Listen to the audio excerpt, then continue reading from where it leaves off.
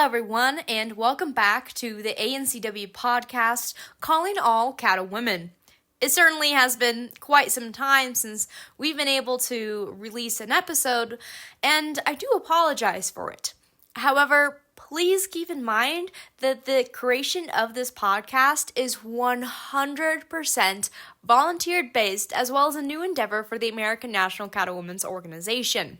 Now that we've had a few months to work on this project, we hope to be able to bring you all more episodes in a more consistent manner, with our episodes containing everything from events and what's going on within the American National Cattlewomen's Organization, being able to hear from our cattlewomen from across the country, as well as being able to hear from industry leaders so we know what is going on and the up and coming within the cattle industry. Now, please keep in mind that this podcast, especially episodes like this one, is going to have a very different look and feel to it than pretty much all other podcasts.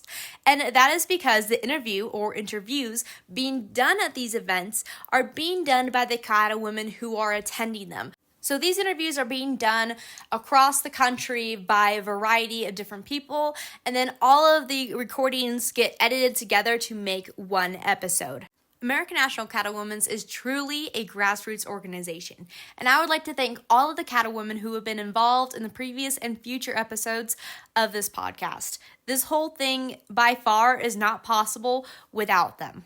And I certainly look forward to the potential of this podcast and what it can do not only for ANCW, but for the cattle industry as a whole. In this episode, we're going to be going over two region events that happened this summer.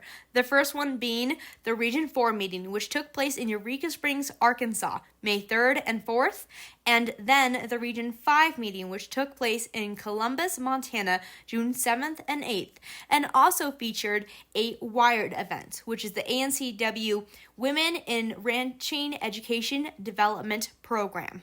We will be hearing from the cattlewomen who have attended these meetings, presenters from Wired, as well as the women behind putting this program together, and one of our huge sponsors of the Wired program, Molly Manufacturing, what type of products that they provide and their focus and what they want to bring with their products, and how they can help us as producers.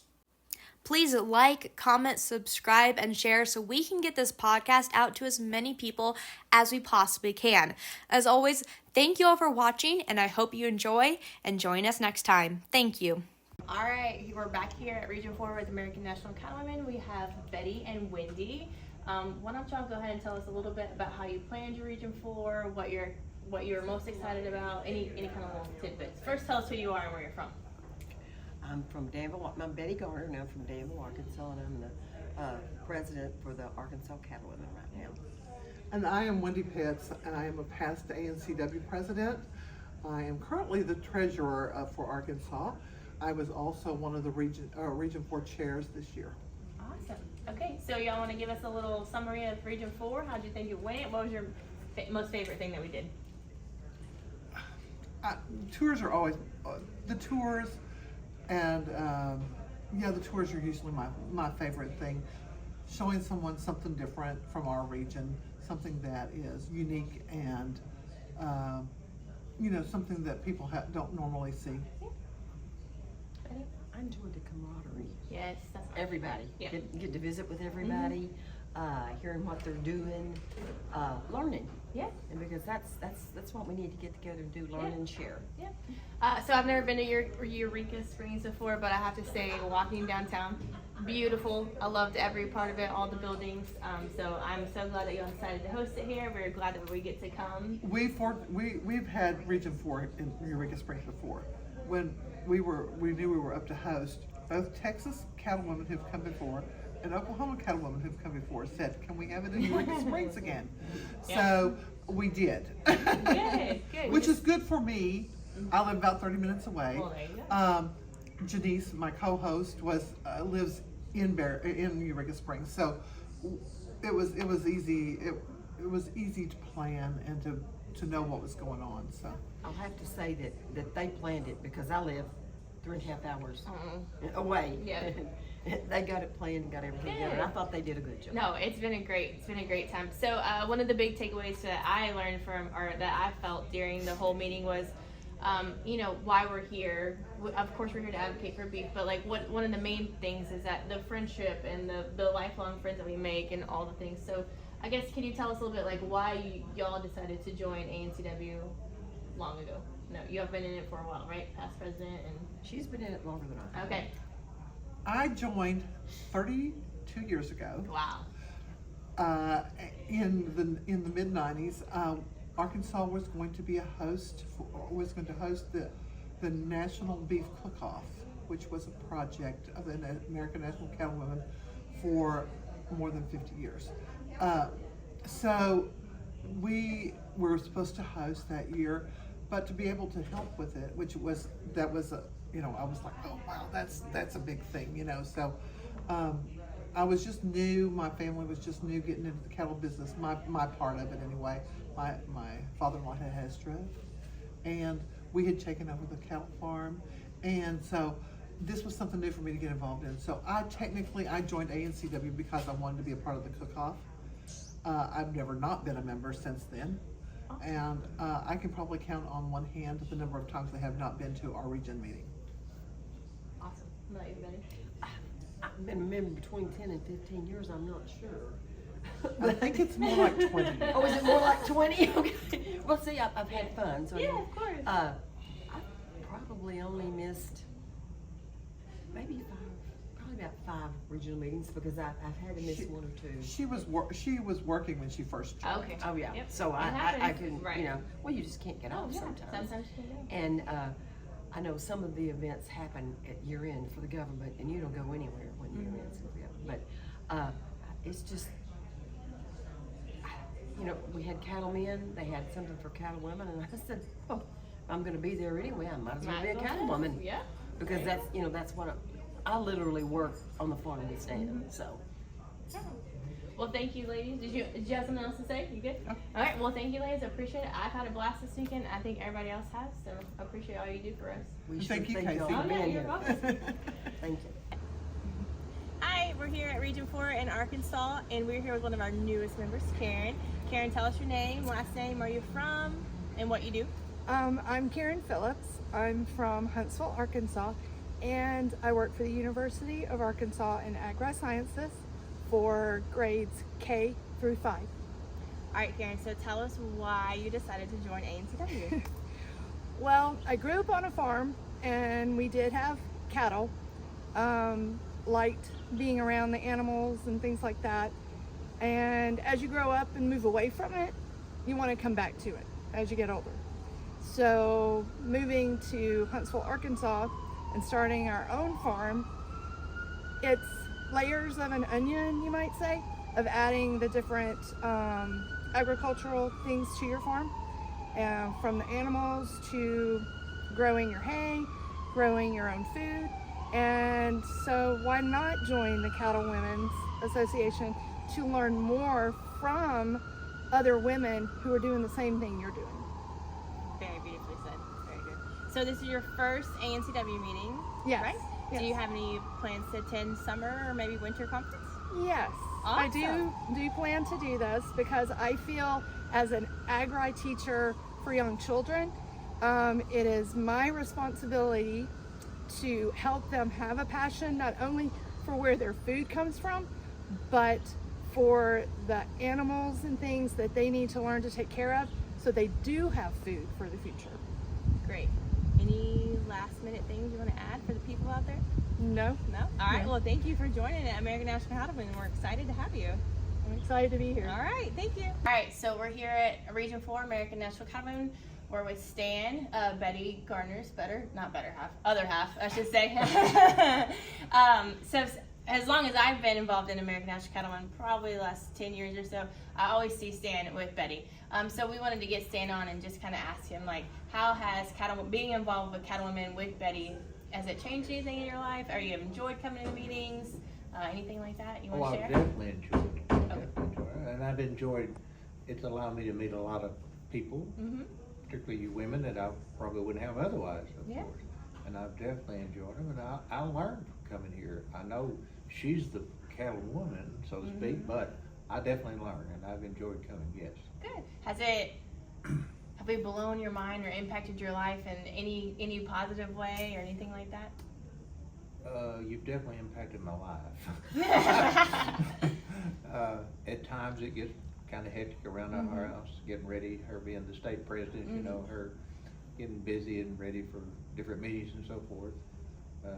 But overall, I've enjoyed it. I support it just like she supports me in my work with cattlemen. Awesome. I love to hear that. Is that the question that you wanted me to ask him, or did you have a different one? No, That's good. Okay. I just thought that would be yeah. good. Betty, do you have anything to add to what? March is kind of rough at our house. Mhm. He has Grazing Lands Coalition.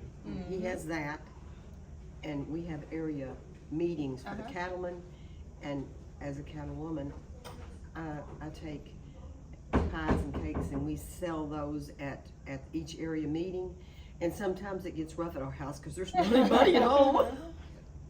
And explain why. Well, the cattlemen allow us to have the auction, and we take the funds that we earn from those auctions, and we split half of them between education that the Beef Council won't let us finance, and scholarship funds. Oh, And the awesome. last 3 to 4 years, instead of doing 1 or 2 scholarships, we've been able to do 3 or 4. That's amazing. That's awesome. That's awesome. Well, I thank you both for all of everything that you've done for the industry, and I'm glad to see y'all both here. And I hope that I get to see y'all at future events, which I'm sure I will. Right? Gonna come to Texas next year, potentially. All right. All right. Always- Oh yeah, we'd like to go to Texas. Okay, good to hear. Oh, yeah. All right. Well, thank you for your time today. All right, Thank thank you. you. With Molly Manufacturing, long ago, before anybody's really concerned about it, they had noise reduction system. They listened to what was going on with that animal in the animal's world when they were working cattle, and they made a better mousetrap. They made a better product into an already saturated market. They brought out the silencer chute out there and brought it out there so we had safety of the cattle in mind. Not only safety of the people, safety of the operator, but safety of your investment that you have going through that chute. And to this day, we look at doing things that are safety in mind before we do a lot of other things. And how we do things from the outside, trying not to get with the inside of that animal. I mean, getting in with that animal, that happened long ago. I mean, we don't want to be there no more. We want to stay on the outside of that animal. So everything we do, everything we look at has safety in mind for the operator and for the cattle. We want you to have a safe, good, pleasant experience, whether you're the operator or that animal.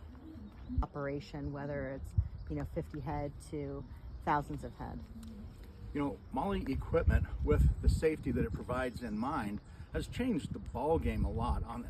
Used to be, a lot of people thought, I have to have so many cows to have a hydraulic chute.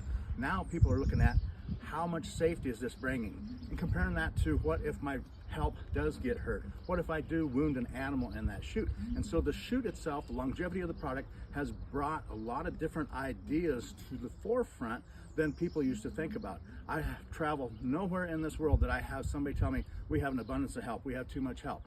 Everybody that is in the business of raising cattle has struggled finding the quality of help that we need to protect that investment, to stay safe. And if I'm an employer, I look at what I can do to make that product bring more safety to my employees, bring more safety to my animals. And Molly is there. Molly has the product, they have the safety, they have the design that allows all that to happen. How Molly helps to full service customer service and support from initial phases of concept to years down the road after the equipment's been installed. You know, with Molly Manufacturing, depending whether you need just to shoot in your operation or the system in your operation, from dirt level, from a thought, we can come there, we can help you design what type of chute you need, what type of system you need. We'll look at your storage facility, we'll look and see where the cattle are coming from, where you want the cattle to go, and from day one we will give you drawings. We will show you what our recommendations would be on that, from prior designs, prior mistakes that we've made along the way, to gravitate to where we are now to show you the best way that we can utilize your system, your space for moving your cattle. A partnership with us and customers. You know, with Molly Manufacturing too, they have been the industry standard for long enough now. We've had sold people several chutes as time goes on for acquired operations, new places that they have, and we've built a relationship with these people. We've allowed these people to become part of our family, part of what we do. We bring them in, they bring us in, we look at their operation, we want them to have the best value for their money, we want them to have the safest equipment that's out there. And we care, we stay there from day one, from the time we bring the chute to your place to the time you need anything to do with your chute, your product, anything that we sell, we service. We are there for the long haul to take care of your needs. Now more than ever, you as a customer need to take a hard look at MOLLE Manufacturing and ask yourself, why not? Because if you look at all the safety things out there, you look at all the people that build equipment, all the people that sell equipment, MOLLE is there. MOLLE is the one that cares. MOLLE is the one that looks at you. They look at the animal. They look at your operation. They look at the big picture. They are there from start. They're there to finish. They are as concerned about your welfare, your being, your animals being, as you are. MOLLE Manufacturing is there for the long haul. I'm Lacey Mulligan. I'm with MOLLE Manufacturing. We have been a partner with ANCW for over 20 years. I'm vice president at MOLLE Manufacturing. We have been with the Wired program from the beginning. We really enjoy having a one-on-one relationship with these women. So we really focus on the safety and being able to break down situations where people can be in high impact, high stress areas where accidents can happen. So our main focus is always safety and showing people correct and proper procedure as far as running equipment and ways they can improve their operation. How does MOLLE equipment make it safer for both the animals and also for the operator? So our equipment is all built to order, and that's specifically to everybody's individual operation. And that means the equipment that you get with MOLLE is built to your specifics to be the best piece of equipment for your operation. There's a purpose for every part and product that we make, and it's all focused on safety for the operator and the animal. Good morning. I am here with the directors of the Wired program, and they'll introduce what they do with the Wired program and what it's all about. Hi, I'm Becca Johnson. I'm the Assistant Director of the Women in Ranching Education and Development Program with American National Cattlewomen. This is our director, Jenny Hodgen. She's going to tell you about it. Wired was founded several years ago when a group of awesome cattle industry folks, as well as some cattlewomen, were sitting around talking about some of the things that we noticed the industry needed. And so one of the things that had become apparent is females are playing a lot larger role in the decisions that are being made on the ranch, the buying decisions that are made on the ranch, and quite honestly, the day-to-day activities. And some folks didn't have the opportunity that we had growing up, where our dads made us go and do everything that everybody else did, go to the meetings and understand why, what new things were coming out. And so we wanted to create an opportunity so that females across the country in different regions could meet, interact with fellow cattlewomen, and find out some of the things, why we do some of the great things that we do in the cattle industry, as well as get their hands on various tools and try them out and see if they're applicable to their operation. Because let's be honest, that's the way we've always done it. It's not a good reason to do it. And a lot of women just aren't as strong as a lot of the men doing the day-to-day. So sometimes we have to do things a little bit differently. We want to share that information with others so we can all be great cattle producers.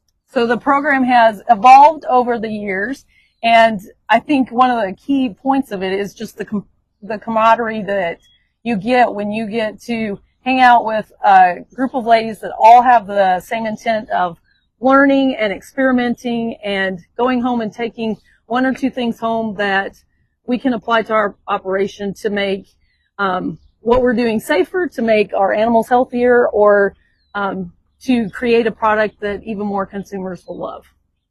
I'm Megan Van Emmen, Extension Beef Cattle Specialist with Montana State University, based out of Miles City. And today we're just going to talk a little bit about vaccine tips. So number one probably is making sure your vaccine guns are clean prior to use.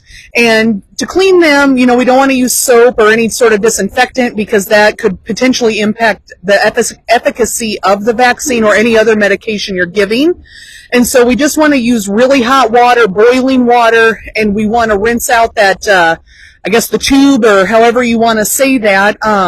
So we get that nice and clean. Sometimes you might need to use a scrub brush if you have a particularly, what I would call like a milky vaccine, just to make sure it's all cleaned out of there. And letting those dry prior to storing them again for the next use, because we don't want any sort of mold contamination in there either. Another one, too, is just making sure you have enough needles for whatever you're giving that day. And usually recommended between every 10 and 15 head changing that needle out. And that usually corresponds with how many animals you can treat or provide a medication to with a single, draw up of that tube of whatever you're giving. And then we're only putting a clean needle back into that medication or the vaccine bottle, and we're not getting any sort of cross-contamination there. But also changing those needles out should anything bend or you get an extremely large burr on there. Keeping those vaccines cool. We don't want them to freeze, but making sure they stay as cool as possible without freezing. So getting yourself a cooler with some ice packs where we can hold those vaccine bottles that we haven't used yet, as well as then they make those nice coolers that you can hold the vaccine guns, and keeping those in there when they're not in use. But then also only mixing up enough vaccine that can be used within an hour to an hour and a half, so we remain and keep that efficacy high for whatever we're vaccinating or utilizing those medications for that day. We are live here in Columbus, Montana at the American National Cattlewomen Region 5 meeting. We're here with Maggie. I will let her introduce herself. Hi, my name is Maggie McStay, and I am a native to Wyoming. I'm currently a senior at Western Illinois University pursuing my animal science degree. This was my first meeting, and it was very exciting. And I definitely learned a lot, and I think one, as an agriculturist, and two, as a cattlewoman, things like this are very important because you can learn every day and make your operation in the industry better, and to learn from other leaders and especially women in this industry is definitely inspiring. And I wanted to thank the Geist family for getting me out here because I'm not a member, but I plan to be a member and be a part down the road and in the future. What was your favorite part of the Region 5 meeting? That's a good question. I'm a very social person, so I do like meeting people. But with that, I think just the presentations as well. Staying up to date in the industry is so important. And so I did learn a lot about meat and the cuts and everything. And I think knowledge is power. So that was definitely very entertaining. Awesome. Thank you so much, Maggie. Thank you. Hi, I'm Jenny Coelho from the state of Oregon, and I've been with the Oregon Cattlewomen and the National Cattlewomen's Association and the local chapter of Klamath County Cattlewomen's Association off and on since 1985. First got started in it as my aunt. She was the president, actually she was the Region 5 director in 1985. And we had the Region 5 meeting in Klamath County, Oregon, and we had a fashion show at the Klamath County Museum. And she had me model. I was right out of college and thin and gorgeous then. And she had me model a 1920 swimsuit and a 1921 dress that the ladies used to wear in the old days, and that was a lot of fun. But also grew up on a ranch, and it was just part of us to become a cattlewoman as the next generation. We've tried to instill that in our children. I have a stepdaughter who's a cattlewoman in Tulare County, California. And I have a son who is working in the cattle industry and the sheep industry as well.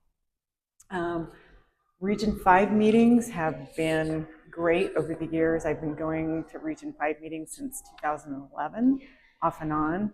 The first one was in Sheridan, Wyoming. Loved it. Had a great time. Got to go through, I believe it was a King Ropes factory. And we went to one in Hawaii where we did Region 6 and Region 5 together. The next year, I went to one in Gillette, Wyoming. I went to one in Burlington, Colorado. I've been a couple of them, Pendleton, Oregon, Klamath County, Oregon, we had one. So over the years, and they're very educational. They're a good way for the women to get together from the other states, the 6 states, which are Oregon, Washington, soon to be Idaho, Wyoming, Montana, and Colorado. And it's a really good way to meet on all the levels because you're going to have local, state, and national members at these meetings. And it's a way to interconnect, to see what's working and what's not working within your state, and to get ideas, see what other states are doing to help promote the beef industry. And not only do we do promotion, we do promotion, education, and legislation. Education is a huge part of it. For example, in Klamath County, we just did the Farm to Plate, and on May 23rd, every single school, grammar school in Klamath County, we handed out beef jerky and talked to the kids as they went through the line. So we hit every single Klamath County school, and that took some organization because there was, we had to have 2 or 3 ladies at each of the Klamath County schools at the same time on the same day. So that was kind of cool, but those are the type of things that starts at the local level. You take your ideas with the state level and you work into the national, and you promote the industry. I think we need to keep mentoring our younger members to get them to come up through the ranks, and I think we need to figure out how to get those local members to be a part of the membership all the way to the national level. And I know there's a way to do it. It's just some of these younger kids coming up, I'm going to call them kids because they're the 20 and 30-year-olds, and I'm over 60 now. So that will have those ideas and want to see their industry thrive and grow. So that's about it. I don't know. That's perfect. Hi, I'm Amy with Midland Bull Test, and just want to say thank you to the local Trailhead Cattle Women for asking us to be a part of this Wired event. This is our first time hosting an event of this nature geared towards women and ranching and education. We do love education. We do a lot to promote research in this sector, but this is our first event geared towards women, and we've really enjoyed just their company and having them come out and meet each other, like-minded women, being able to talk about the challenges they face today and also the solutions. So we've really enjoyed this crowd. We hope to be able to bring this event to Columbus every few years and offer updated education. I've never been to a Wired event, but after being able to sit in on just a few of the sessions here, I've really enjoyed it, and I feel like there's so much to offer in all the parts of the country, just all the people you could meet and the things that you can learn. I really hope to be able to attend one in the future. Here at Midland Bull Test, we pride ourselves in efficiency testing bulls. We love being able to do that for people. We love being able to offer something that's balanced, and performance testing cattle is pretty new to me. My husband, Steve, has been doing this for a very, very long time, and you guys would be able to see that he has a ton of knowledge. We just encourage anybody to come out here if you have questions. We offer tours all summer long, so anybody who's interested in bringing a group out or even coming individually, let us know, and we are happy to get you in and kind of talk a little bit about what we do, the history about how we got started, and why we continue doing this today. Okay, we're getting ready to wrap up the day here at Wired Day 2. So, tell me, what has your favorite thing been of Wired so far? Well, I have to say, as a food enthusiast and a hungry person, it's eating beef for 3 meals a day. That's always a highlight and something I really recommend. But other than that, I think it's learning about the new products that Merck and other animal programs are coming out with, because I think that you need to stay with the times, especially in the cattle industry. I know a lot of people that might be hard for, but as a millennial, that's something that I'm passionate about. But yeah, just the learning and getting to be familiar with those new products.